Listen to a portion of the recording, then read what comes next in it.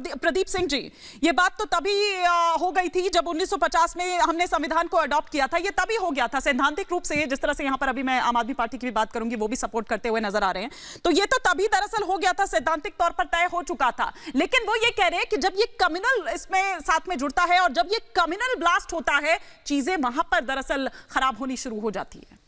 ये देखिए, कुछ लोगों के वेस्टेड इंटरेस्ट हैं, इसको बहुत गंभीरता से समझना होगा कि कुछ लोगों के वेस्टेड इंटरेस्ट हैं। अगर संविधान, जैसे अभी पूर्व वक्ता अपने त्रिपाठी जी बता रहे थे कि कम पढ़े लिखे बहुत हैं, लेकिन जानबूझ करके कम पढ़े हुए लोग, किसी व्यक्ति विशेष के लिए मैं नहीं कह रहा हूं या किसी समुदाय विशेष के लिए नहीं, ऐसी एक पूरी जमात हमारी इस देश में है, बचपन से पली हुई। मैं एक छोटा सा एग्जांपल, छोटा सा क्या, बहुत महत्वपूर्ण बात बताना हो।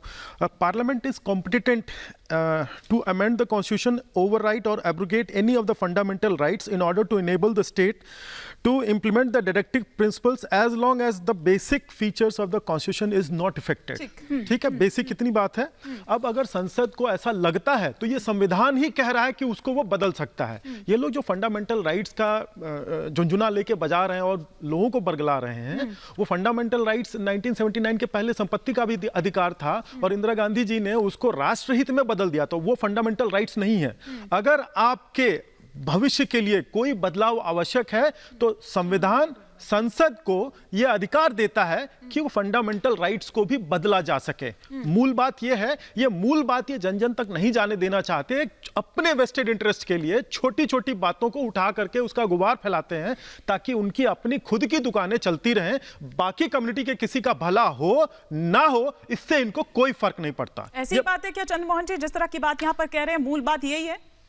देखिए, भाजपा की मजबूरी क्या है कि भाजपा के नेता जितनी भी चीज लेके आते हैं वो ये कह के लाते हैं कि हम देश का विधान बदलेंगे, हम देश के अंदर एक ऐसा कानून नहीं, तो एक देश में दो विधान होते हैं क्या? आपकी सुन रहे आप ये बोल लीजिए, मैं बाद में बोल दूंगा। ठीक, बस इतना बता दीजिए, विधान बदलेंगे, एक देश में दो विधान होते हैं क्या? इंप्रेशन कहाँ खड़ा होता है? आप जब कोई भी चीज लेके आए हो, आपके उस चीज को लाने के बाद देश के अंदर उस पर मतभेद ही पैदा हुआ है और उस मतभेद का जिम्मेवार कौन है? आप हैं। चाहे धारा 370 ले लो, चाहे राम मंदिर ले लो, चाहे जितनी भी 3 तलाक ले लो, आपकी लारो में समझो। 2 सेकंड और दे दो मुझे। मंशा क्या है सरकार की? मंशा सरकार की है देश का ध्यान किसी भी तरीके से हटा देना। 9 साल हो गए सरकार को आए हुए। ठीक 24 के ऊपर जब देखा कि हमारा ग्राफ गिरने लगा तो उसको यूसीसी याद आ गया। लाइए, आप, कौन मना कर रहा है? लेकिन आप उसके अंदर एक तैयार करवाइए ब्लूप्रिंट तैयार करवा के विपक्ष को साथ रखिए और बुद्धिजीवियों को बुलाइए, धर्मपंथियों को बुलाइए, तो फिर हल्ला क्यों मचाते हैं? सुनिए अभी रुकिए। क्योंकि देश विविधताओं से भरा पड़ा है। इस देश के अंदर हर एक किलोमीटर के बाद भाषाएं, धर्म, मजहब बदल जाते हैं, हर किसी का दायित्व बदल जाता है। तो एक आप सिर्फ मुसलमानों का सहारा लेके यूसीसी नहीं ला सकते। आपकी मंशा सिर्फ उसको छुपाने की एक छोटी सी इबादत दे देता हूं मैं आपको, एक त्रिपाठी जी स्क्रीन पर। हाँ, कि मेरा यार बड़ा मनमोहक है। ये आप ही के लिए है कि मेरा यार बड़ा मनमोहक है, मन मोह लेता है बातों से, मुख्तार का गाजी बन ना सका, किरदार का गाजी, मुख्तार का गाजी बन गया, किरदार का गाजी बन ना सका।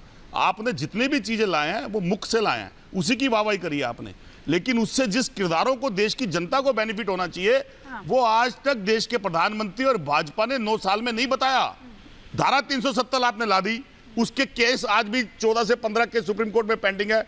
आज भी धारा 370 लाने के बाद 5 साल के बाद वहां के लोगों को उसके अधिकार नहीं बन रहे, लेकिन वाहवाही क्या है?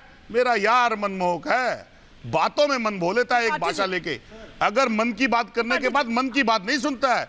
यार मेरा मनमोहक है, छोड़ दीजिए इस बातों को।